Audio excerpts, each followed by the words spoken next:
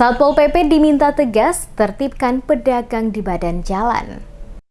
Wakil Ketua Komisi 3 DPRD Kota Ambon meminta Satuan Polisi Pamung Praja Satpol PP bekerja sama dengan pihak kepolisian menindak tegas para pedagang yang sampai saat ini berjualan menggunakan badan jalan di lokasi Jalan Pantai Mardika, Kota Ambon. Hal tersebut disampaikan langsung oleh Wakil Ketua Komisi 3 DPRD Kota Ambon, Gunawan Mohtar, saat diwawancarai tim Demes Media Group di Gedung Rakyat DPRD Kota Ambon pada Rabu 4 November 2020. Ia menjelaskan Satpol PP Kota Ambon seharusnya bekerja sama dengan pihak kepolisian untuk menertibkan para pedagang yang membandel yang sampai saat ini berjualan di badan jalan. Menurutnya, jalan yang dibuat di sepanjang Jalan Pantai Mardika ini bukan untuk dijadikan tempat berjualan bagi para pedagang kaki lima, apalagi sampai menutup seluruh badan jalan sehingga kendaraan roda 2 maupun kendaraan roda 4 tidak dapat melewati jalur jalan tersebut, dan hal ini dinilai melanggar aturan. Oleh karena itu menurutnya, langkah tegas harus dapat dilakukan oleh Satpol PP karena telah berulang kali para pedagang membandel dan tidak mau meninggalkan lokasi Pasar Mardika walaupun lapak mereka telah dibongkar, dan pemerintah Kota Ambon juga telah menyediakan beberapa lokasi untuk para pedagang berjualan sementara waktu. Satpol PP harus berkoordinasi dengan pihak-pihak lainnya sehingga penertiban dapat segera dilakukan karena pedagang yang menggunakan badan jalan berjualan ini sangat meresahkan para pejalan kaki maupun para pengendara yang akan melintas pada lokasi tersebut.